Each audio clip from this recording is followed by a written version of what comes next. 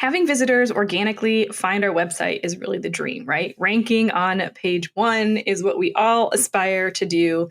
And it can be a bit of a mystery. And so I'm really excited to have Erin Ollila join me on today's episode with 5, and she kind of threw in a bonus there, tips to kind of really up-level your SEO game. So this episode is great to listen to if you have already kind of been doing some stuff or dabbling, or if you're thinking about hiring somebody, or if you just kind of want to take in and learn about where you might want to go with next steps with SEO. Great conversation, lots of great tips and ideas, and, kind of fun to hear this perspective as we've had a few episodes about SEO lately and just kind of ways to take it to the next level. A conversion copywriter, copy coach, wing woman, word slinger, no matter what you call her, Erin Ollila believes in the power of words and how message can inform and even transform its intended audience. When she's not working with big brands and small businesses to marry strategy, storytelling, and SEO, you can find her hosting the Talk Copy to Me podcast or exploring southeastern Massachusetts with her family and friends. Erin graduated from Fairfield University with an M.F.A. in creative writing and then co-founded Spry Literary Journal, which celebrates undiscovered and established writers, concise, experimental, hybrid, modern, vintage, or just plain vulnerable writing. You can hit her up on Instagram at Erin Ollila or at erinollila.com. We'll, of course, have this in the show notes for you to check everything out. But I really like her approach to how we think about the ways that we're creating content and the ways that we think about how we're putting things out there. So it's not just about throwing a bunch of words out and hoping that something sticks, but really paying attention to how our users are trying to find us and what's going to make the biggest impact for the goals in our organization. So I hope you check out this episode. I know I'm going to have to go back and listen to it. She threw some really awesome tips out there, and really just kind of that reminder that SEO is a long-term strategy. It is a consistent strategy in order to make it work, and we have to make it work for ourselves. So I hope you take a listen, but before we jump into it, this episode is brought to you by our website Wednesday workshops. These workshops are live 30-minute sessions where I teach for about 20 minutes and give you about 10 minutes or so for Q&A.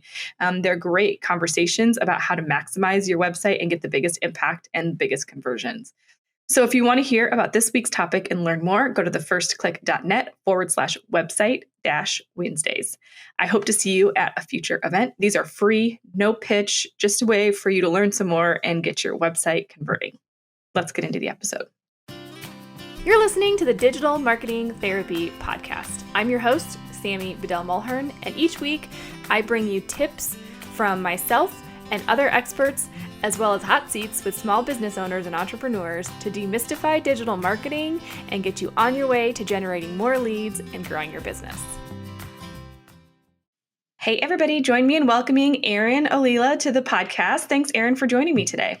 Thank you so much for having me. I'm excited to be here. Yeah, so we're talking SEO today, and I know you've got kind of 5 killer tips that you want to share with everyone. But before we jump into those, kind of why SEO and why is that something that can be an impact on an organization's marketing?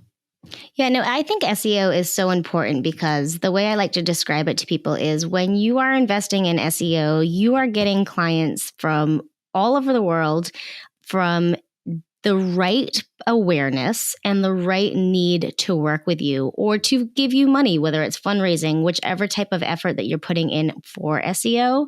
So you are determining these key things are important to me. These key things will attract the right type of people, and you're not limited by a geographic location or a social network or anything like that. But what you're doing is you're creating the opportunity for people to find you, and you know they're the right people that you want to find you. So I think SEO just really gives you more control in your marketing. Even though it's a long-term process and you might have to wait a little while for results, or you might need to play with your efforts to make sure you're really like culling the right type of people over time, I think it's a really solid way to attract people. And the one thing I didn't mention is the beauty of SEO is it serves you in the long run. So a lot of the times when we're putting in marketing efforts such as like paid advertising or even content creation. And I really don't want to be one to knock content creation because I do love it and find the value. But when we're talking about that kind of stuff, social media, those are all short-term immediate results. Whereas if you have created SEO'd content, and you are putting in the effort to make sure that the keywords and keyword phrases that you're using are the right ones, it could serve you a year, 2 years, 3 years into the future.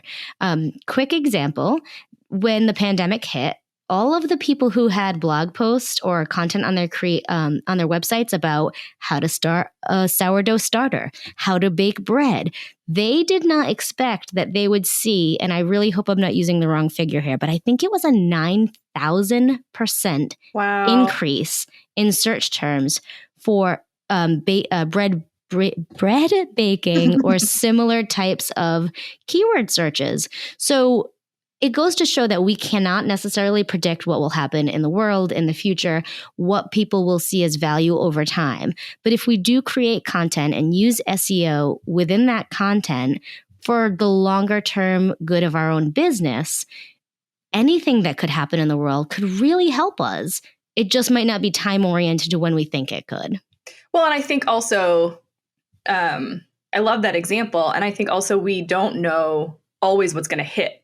So like even in the shorter term, sometimes things we think that are going to hit and be like great and everybody's going to love this piece and they're going to like find so much value and resource in it. And then the things that you're like, well, okay, this is okay. Like you can't predict what's going to take off. No, absolutely not. And I think knowing about the clientele that you have or the types of people that you'd like to come to your websites if they're not clients, that's great. I mean, having key insights is the only way to have information on what may potentially hit, right? Yep. But you also then have to trust in those audience members because they know what they need, and I think by allowing them to make the decisions and find you by being strategic with what you'd like to have people find you for, it's just going to give you more and more insights to be able to find out what people need, what people are looking for. Because the beauty of SEO is it's not just results based, right? So you're also able to find maybe keywords that you should target that you'd never considered. I always explain to people that intent is one of the hugest things that we really need to consider when it comes to SEO. And I'll talk about this in the tips as well. But like for me, if I were to just have copywriter as one of my search terms, what I wouldn't realize is that if you Google copywriter, you're going to find job advertisements for people to hire copywriter. You're going to find an immense amount of people searching how to become a copywriter. So my clients aren't necessarily using that one word. They might be using things like SEO website writer because they know those are the things they need. So intent really plays a large role in how to determine the keywords that we use or the keywords we update. Yeah. Well, and we're going to jump into tip number 1. And I'm glad that you put this as tip number 1. And you kind of alluded to this a little bit at the beginning. We don't have to always create new content in order to create an SEO machine. So why don't you jump into what your first tip is? Yeah. So my first tip to really get, the best impact for the SEO efforts that you're putting in is to audit all of the previous written content that you have to see if there are SEO keywords or even just SEO synonyms. And if you're not familiar with that, what I like to think of that is, as an example, if you are a landscape architect, this is just a wide one. I looked out the window and I saw my shrubs needed cutting. But if you're a landscape architect, maybe it could be landscaper as a synonym, landscape designer, like all of these phrases and terms that are in similar standing to what you're looking to rank for. Look at your previously written content to see what new synonyms can be added into the text, and if any of those SEO keywords that you were using need updating or adjustment. So really, it's a beautiful place because you can look at what you've already created and just make adjustments. You are not starting from scratch. I think one thing that people fear when they hear SEO, or like even fear in hiring an SEO copywriter or an SEO strategist, is oh my goodness, there's going to cost a lot of money to start from the bottom and work my way up. But if you want to see a huge impact, look at what you have and use that. You're not starting from the bottom anymore. You're starting from the middle or even the top. If you have a really well-performing post, you don't have to just accept that it's performing the way that it is. Think, can I make this better? Mm-hmm. Is there more content I can add into this? Can I target a second SEO keyword phrase? Maybe I'll make adjustments, which I will preface, you should always be careful for the adjustments you're making to any type of content that is really working well for you, because you want to make sure it continues to work well. But look at the massive amount of content you have and see how you can adjust that to serve you before starting from scratch. So could this be something like, let's say I have a blog post that's like summer activities now that your kids are off school or whatever. Let's say that's a blog post that I have. And maybe it's a little outdated. I wrote it a couple of years ago, and now we have a bunch of new activities that we work, with kids on. So could you just take that blog post, edit the copy, and then just kind of maybe put something like you see this all the time on posts. They say, post updated on 100%. Yep. The answer to that is 100% yes. And I highly recommend it, especially for seasonal things. I always try to encourage people to create evergreen content. And what I mean by that is not time specific or news specific, but seasonal content can still be evergreen. Summer happens every year, right? So that content's always going to be valuable to people. Let's say in the first iteration of that post, you shared, 5 seasonal activities for your children. And let's say it's performing really well for you, but you'd love more traffic. Add another 5. I mean, you don't have to remove the 5 tips. They're still valuable, but why not add to it? Or instead of, if maybe the type of content that you have isn't something you can add more tips to, maybe you explain each tip in a little bit further, or maybe you give them a suggestion. Like, if you want to do crafts with your kids, but you guys are tiring of the same crafts, maybe you hire an artist to come to your house and give like one of those painting classes, right? So the tip is an addition to how to take this to the next level. There really are so many opportunities for how to adjust the content. Again, pretending this is a really high performing post already, you don't want to make the content, you don't want to take away from what's performing well. So adding to it is the key there. Now, let's say this post has not been performing well for you, but you think it could be a highly converting post for whatever bunch of reasons. Well, then in that case, I would suggest, let's look at it. Why isn't it not performing? Are we not using the keyword or keyword synonyms enough? Are we not explaining them? Does this content even relate to the rest of the website? Because Google knows, they kind of put you into a general category. So if me as a marketer started writing about baking bread, they'd be like, all right, I'm going to give you a chance, Erin. I'm going to give you a chance to see if you can relate this to marketing, but no, you're not. We're not going to move this up because there are bread makers who are doing such more valuable work than you are. So again, updating can be great for posts that are doing really well and posts that also need some help as well. Nope, that's good. And I think that's a nice kind of way to jump in to it if you haven't really been doing SEO, because then you're not trying to figure out some of those things as well as now having to create new content at the same time. And you're talking a lot about keywords. So I know tip number 2 is kind of is some resources to help people find those keywords that might be relevant to them. Yeah. So one thing I think people are well aware of is that they can use SEO tools to be able to figure out what keywords to use in their own website. Even, for example, Google Search Console is going to tell you what type of impressions that you're making, as well as how people are clicking into your website. But there's a factor that the next level up that people don't consider. Why aren't we using these SEO tools to find out what our competitors are doing? When it comes to competitors, whether it comes to copywriting or SEO, I never suggest copying because they have different goals than you do. They have different reasons for doing whatever it is they're doing. But the amount of research that you can find on your competitors is endless, right? You take the data that you have on them and then you pull it into your own ecosystem and say, okay, Sarah's company is doing this. Why? How does that fit into my end goals? Are they attracting clients for this? Do I want those same type of clients? And I think once you have the answers to those questions, it's very easy to look at your competitors' data and say, they're really doing a good job on this. This is a segment we didn't consider. Let's go back into that old content we've created and adjust it to this segment. Or because we haven't considered this, because this is a new segment for us, we're going to start a content campaign to create content specifically for this segment and test it. Or it could just be that maybe you're both, what you're finding from that research is you're both going after the same keywords and neither of you are ranking. So let's look at that data to find out why. Is it one of those instances of like using copywriter, how I mentioned earlier, that both of you are getting watered down in search results because the intent isn't there? And if that's the case, let's look at it and determine where we can shift the phrase to focus on the actual intent.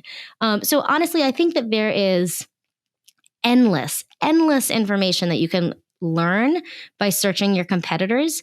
And it is one of the rarest things I see from my clients who come to me who have already had some SEO work done. They're not doing this. And I think it's a great place to start if you're already following some of the other tips in this episode. What are some of your favorite tools for competitive research? Oh, there's so many. And I honestly, to be fair here, I would say this depends on budget a lot. Correct. Yeah. So SEMrush, I was going to say Answer the Public is a cheap one, but they have actually been bought recently by Ubersuggest. So Ubersuggest is a great starting place for a company or an individual who is looking for an affordable tool. What I like about it is that Ubersuggest, like I said, now they have Answer the Public, so you have more data. But what I also like is they have a free plan that allows you to start tracking small things. They also have a lifetime upgrade that is extremely affordable. So you're able to get great SEO information that you can have a strategist look at and then help determine the next steps for you. But again, you have other ones such as Portent has one, SEMrush, Ahrefs, which I'm pretty sure I say wrong every single time that I say it. Moz. Like SEMrush, like some people call it SEMrush, SEMrush. It's like Ahrefs, Ahrefs. Yes, I'm pretty sure that's the right way to call it. In my mind, it's Ahrefs. I don't know why. I love it. We'll link up all of those in the show notes as well, so you guys can go back, because I'm not sure off the top of my head of those which ones have nonprofit rates and which ones don't, but I'm sure some of them do also. Absolutely. That's something to pay attention to. But also remember, depending on if you hire an SEO person or an SEO agency, they may already have access to this, and they have all of the higher rate access that they are able to just incorporate this into the fee that they're charging you versus hiring a person and paying for it on your own. Okay, cool. And so let's jump into tip number 3. Sure. So the third tip is to analyze your SEO KPIs over a longer term so that you can determine what's ranking or not on pages versus post. So then you can make those changes. And here's why I accentuated the pages versus post is because when we think of content, the easiest content that we are able to look at the data is blog post or anything that's being treated as a blog post, such as case studies or portfolio pieces on website. Because on those pages, there are more words. And with more words, the Google robots of the world are able to scan the post and make a clearer, firmer decision on what that post is about.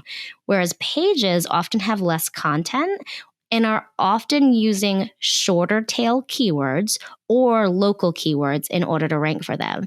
So it is generally, most people will look at how's my organic traffic ranking for the blog post.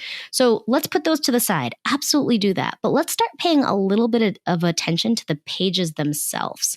Because I find that when I work with clients who have a lot of content created, whether it's copy or content, pages are neglected, and there's so many easy tweaks that you can make to the copy on those pages, easy things that don't disturb the message of the page or the conversion factor of the page that will help with SEO. So tip number 3 is pretty simple. Ignore the post for a second, and let's take the data that you have. If you're currently using Google Analytics as an example, take it on a year, 2 years range and say, well, what's been working on these posts?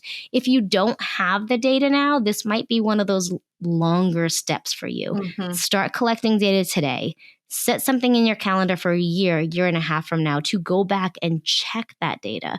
I should probably mention here, just by the time this episode goes live, that one of the key things that people need to start considering is changing over their Google Analytics account to the new G4 Analytics account, because you want to do it immediately. Like if you're listening to this episode and you haven't done that, go change it, because you'll only get previous data back to the date that you have the new G4 Analytics. So if you set that up today, when in 2023, when the change happens between, Google's own change, you'll have from today until the future to look back on data. So if you haven't done that yet, make sure to do that. And another thing to do is collect the data you have and make those research reports. Like if you have old Google Analytics data, print them. Like, let's get really old school. Save them to your computer, print them so that you can use them next year as well. Well, I'm really glad you brought that up, because I believe the standard Universal Analytics is going to stop tracking data as of July 2023, correct? Mm-hmm. And then you'll lose, then it's just going away at the end of 2023. So you, like you said, you won't even be able to go back and look historically at that information. So I do think that is critical, but I think it's also super exciting as non-technical SEO people. The data that will now be able to pull through G4 is going to be so much more dynamic and give you such a better picture. So all the things you're talking about today will be even easier with that new system. I agree. And, as much as it was paid advertising in the past decade has been this wonderful thing, it is also the privacy concern that I have had and other people have had. And yes, as marketers, it may stink to lose what we are used to. We're used to specific types of data, but like you mentioned, what we're getting next year, I think, is really valuable information. It's really helpful. So I think it's a more fairer view of our clients and what we can do to be better businesses to our clients. So if you're hearing this and, maybe this is something you're familiar with and you're just nervous about it because you're worried about losing data, I really want you to I want to encourage you to go into this with a more positive mindset, to think that I'm going to get new data. Sure, I'm telling you now to collect what you have and store it under lock and key, but it's not a bad thing. This change is not going to be a bad thing. I think it'll be really great for you once you start to see the data that you're getting.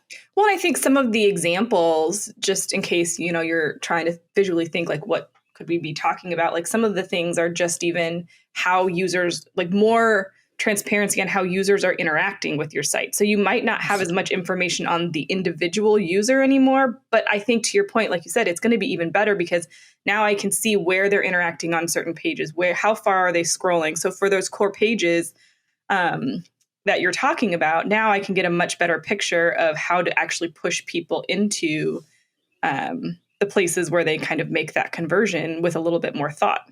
Yeah. So a very clear, concrete example for you right now is, I forgot whether this is Google Analytics or Twitter Analytics, but a few years ago, I was searching into the micro details of the people that follow me, and I found that they love eggs. Now, I am a marketer.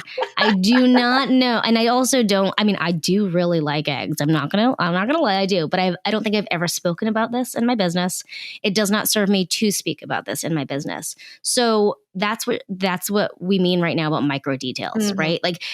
I don't need to know that, the women in the age range of 28 to 42 are absolutely buying eggs on a weekly shopping trip. I don't need to know that. Some businesses maybe, absolutely I don't. But that same niche of women, just as a complete example, I do need to know that when they look at the services page, people are really motivated to click at a certain point. And while that's granular, maybe for the nonprofits and the people making decisions from a business standpoint, it is not granular for your marketers. It is not granular for the people the website designers, right? So it is really helpful for us to know when people are motivated to make buying decisions. So that type of data is really the more truthful, right? It's the more transparent. It's not that someone likes to look at their iPhone when clicking on this page, and that they also eat eggs and go to the gym. We don't necessarily need that. We really need to know how people interact with us, why they interact with us, and what we can do better to interact with them. Mm-hmm. Yep. No, that's so true. Okay, so I feel like the first three tips were kind of geared towards people that have maybe already been doing a little bit of SEO, might be on the cusp of hiring a professional, or are really kind of going through audit. So kind of like the second phase of, stepping into it. But I love this next tip because I think it's just one for everybody and anybody. Yeah. So the next tip is pretty simple. Do the simple stuff you're not doing. Mm-hmm. And I've done SEO in professionally for almost a decade now. And I also don't do it because it's just like, you know how sometimes like we want to eat healthy, we want to drink more water. I think everyone knows that. Everyone knows water is healthy for us. But how many glasses are you drinking a day, right? So that's how SEO is usually approached as well, because it's one of those things like, when it comes to water intake, we don't see that on a daily basis easily, how it changes our body and how it makes us healthy. Well, with SEO, we're not being reminded of that on a daily basis. So it's easy to overlook things that feel tedious or tiny. Mm-hmm. But I'll continue from my speech to say the actual tip. Do those tiny things that are important, but you're not doing because time is preventing you, such as like actually adding the SEO keyword phrases into the images that you're uploading, or actually creating those meta descriptions at the bottom of the page. Because for the most part, Google will create meta descriptions for you. If you're not familiar with what meta descriptions do, they're basically that preview text that you see when you Google something, so it'll say the page title and a quick description of what to expect from the page. Well, if you don't create that on the back end, Google will put something for you there. So it's easy to be like, meh, I'll do the meta descriptions later, right? But if you write the meta descriptions yourself using those SEO keyword phrases, you're able to direct people. Like, this is the intent of my page.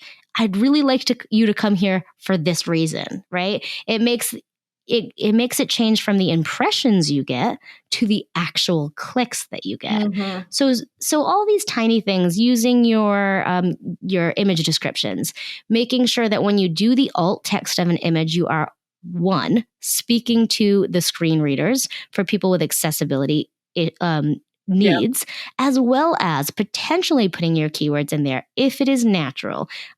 Yes, it's a great place to put keywords, but I do not want anyone to keyword stuff. I want you to use those tools for accessibility, as well as just little things like, are they in your keywords? We're not 5 years ago in the SEO world where people could easily say, great, you have a keyword, put it in the title, put it in a header, use it X number of times. That's the SEO of the past. But I mention it because it's still relevant, right? Like, if we can't just say, oh, I would really like to rank on this page for drug treatment center, and then never write, addictions treatment center in the post. So the tiny things that we've all learned, we know are important, often get very overlooked. So whether you start very tiny and say, I'm going to take this on a page by page basis, whether you say, okay, every month I'm going to look at 3 blog posts from the past and see, have I been doing these things? That can make a ginormous actual measurement right there, a ginormous the technical difference. Term. Yes, very technical difference in the people that come to your site and the increase you can potentially get when it comes to SEO. And I think what I've learned too, because this is a habit I'm terrible at also.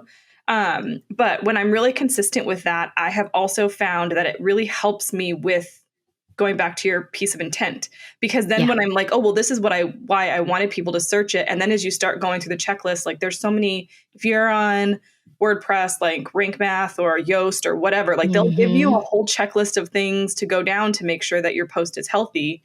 And you start to like check off as many of those as you can. And then sometimes you realize like, oh no, my title's way wrong. Or like, you're right, I do need to change the intro text, not to keyword stuff, because when you wrote the post and when you really got back to the intent of it, they weren't quite 100% aligned. So it's kind of just a good check and balance.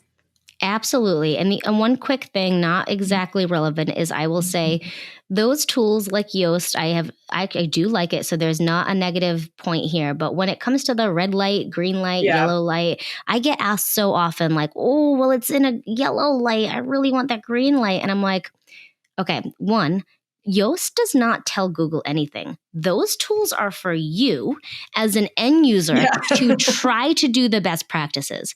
2, when it comes to things like when they say like readability, like what grade level, like that's all artificial intelligence. You do not have an editor that is reading that. What they're basing that is like how many words are in each sentence, how many long sentences follow each other. And so take those tools and think like, this is really helpful to me. But no matter what, you're still a smart, intelligent person. And your own intelligence can sometimes rank artificial intelligence. So don't worry too much about always trying to get things in the green. Or if you're struggling with like maybe something reading more academic than reading like more simplified. It really relates to your own nonprofit, your own, like, what are your needs? Who are reading your site? So use the tools as helpful, healthy things for you, but recognize that you have to also make your own decisions on whether or not you will, bow down to those tools as well. Yeah, I agree. And I always take a look at it from when I look at the yellows and the reds and I read those, again, I feel like intent is the word of the podcast. Yeah. Does it make sense for what you're trying to do for this post? Because you could probably end up almost harming yourself if your only goal is to get all greens. Yeah. You're going to hurt yourself in the long run. My best advice that I have for my clients that are a mix of like done for you and done with me is do not look at them until the end. Right? You can go back, like if it's that you're trying to get the SEO light green, you can go back and add some keyword synonyms or add some keywords in more often if that's helpful for you. If it is like readability, any of those things, like editing is why writing is so hard because we all try to self-edit instead of just write. I mean, I have a master's degree in creative writing, my undergraduate degree. I also have as partially for writing. Let me tell you, folks, I've taken a lot of writing classes. Writers write and then edit. Yeah. Like, I mean, I am a fool to this myself, but like, just get it out. Then you can try to make those lights change for things like readability. So edit at the end. Make it as easy as it can be for you to get the job done first and then go back to make that job done successfully. That's a great tip. That's a really great tip. Okay, so let's get to your last and final SEO tip. Okay, so this one I think is pretty easy and it's often overlooked, or people are nervous about this when it comes to things like quote unquote competition. And the final quote is to share or ask to share SEO juice, right? And the easiest way to do that is to write like guest blogs for other businesses or to ask people to come to your business and write guest blogs for you, because backlinks are very important for Google to see that other websites find you as an authority in your sphere.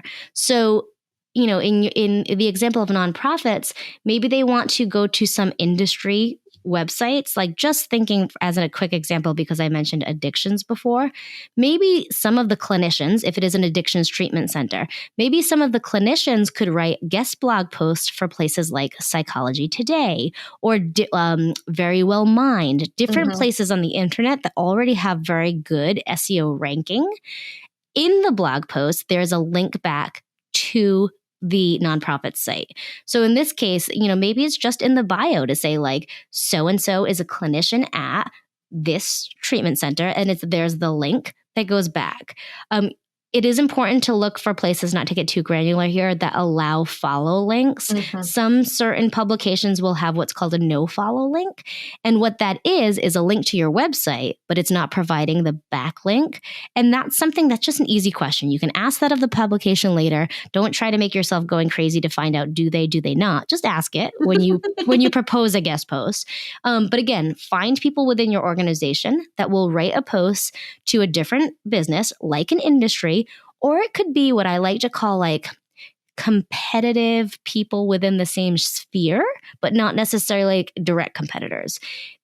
This is not a nonprofit example, but for me, for example, I might want to have a website designer ask to write them a post because we share the same audience, but it is not one-to-one direct competition. So within the nonprofit sphere, there are many different types of organizations that work with the same type of clients in different ways. And it's as simple as just, doing the time resource of sitting down and writing something. And while I keep talking about writing guest blogs for other people's sites, which is the most helpful to your nonprofit because you're going to borrow their audience, it's great to invite them to your site as well.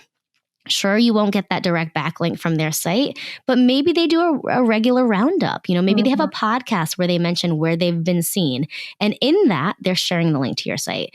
Maybe they have just an email newsletter that they say, hey, our staff was featured on your website. Again, you have the link there to drive people to your audience. So definitely reach out to be a guest blogger or an opinion sharer or a podcast person. Even using this as an example, being on podcast in your industry sphere is a great opportunity.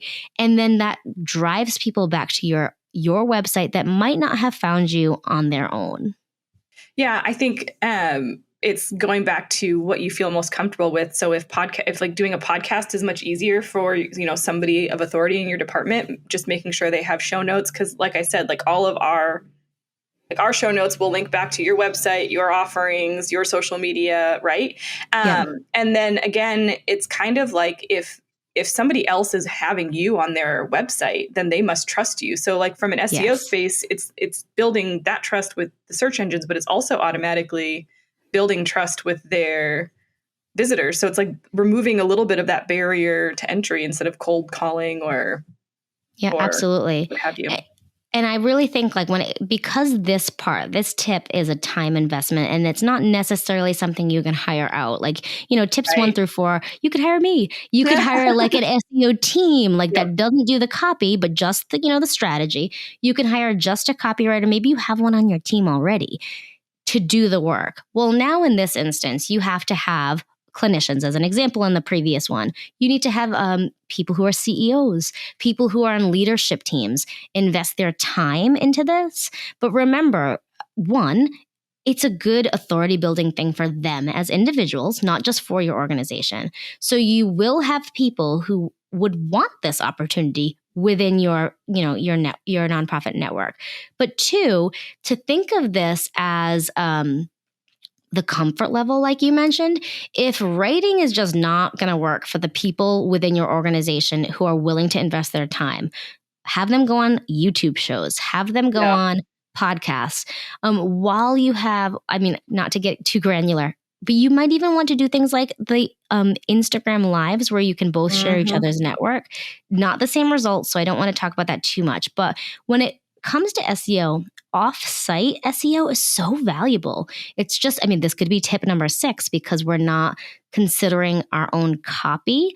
But when you mention show notes, there's a few different ways to look at that. 1, show notes on your own website. So it would be treated like a blog post as an example.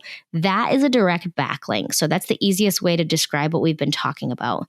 But this is going to kind of be, this is going to be a stretch, and I promise there is an answer to this, friend. Also, the description that goes into this podcast episode. Now, here's this big caveat, red flag I want to throw up. If you're on Apple Podcast right now, they're not going to share a backlink, even if you see a link there. That's kind of like that no follow backlink that I talked about. So Apple Podcast in their own right are not sharing the link. However, if the link is written out in the HTTP format, maybe it says find Erin here. There's a hyperlink on the word here, but my website is also on the side of it. When the distribution type of podcast channels like Listen Notes or all these other different types of podcast distributions that share it, near and far, they will see that link. And that will technically over time be treated as an additional backlink. So there is a lot of good reasons why people who might not want to write content would be willing to speak the content or be on video for the content.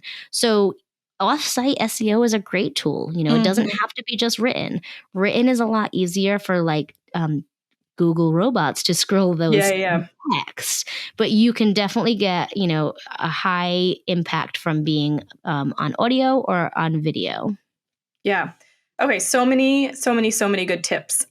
So I think You'll probably have to come back to this episode and listen as you kind of work through the various stages of where you're at, but definitely start with the tip of meta descriptions and titles and just all of that. And I would say definitely start with auditing your content. But what I love so much about all the things you shared is as organizations are in the space of moving to hire somebody, I think just having the knowledge that you shared to be able to ask the right questions, because I think that's often scary in hiring somebody to do this work. Like it's a different language that not everyone speaks. So I think there's just a lot of good stuff in here, even if you're just like, how do I go about hiring somebody? There's a lot of questions to ask and information that you can glean from this to hire the right person. So I think that's super helpful too. I agree. Well, Erin, if people want to learn more about you and what you do, how do they find you? Easiest way is to come on over to my website. It is erinollila.com. Ollila. I know my last name is a mouthful. I'm also spent a lot of time on LinkedIn and Instagram, and I have a podcast called Talk Copy to Me, which is actually for the business owners. It is not for copywriters or anything like that. It is marketing and copy and messaging tips from people of all different trades about how you can really harness truthful and impactful and conversion-driven copy in your own businesses. That's great. And we'll link that all up in the show notes. It'll be at thefirstclick.net/166. Erin, thank you so much. This was wonderful. Thank you so much for having me. And I'm really excited. I hope that everyone just takes the tiniest effort and really sees the impact that SEO can have in their own businesses. Thank you again, Erin, for joining me on today's episode. You can find all the resources that she talked about, as well as links to her social media and website at thefirstclick.net/166. Let me know how you're going to incorporate SEO strategy into your organization and what that might look like for you. But for now, I hope you'll subscribe where you listen so you don't miss out on an episode. And why don't you go ahead and leave us that 5-star review? I will see you in the next one.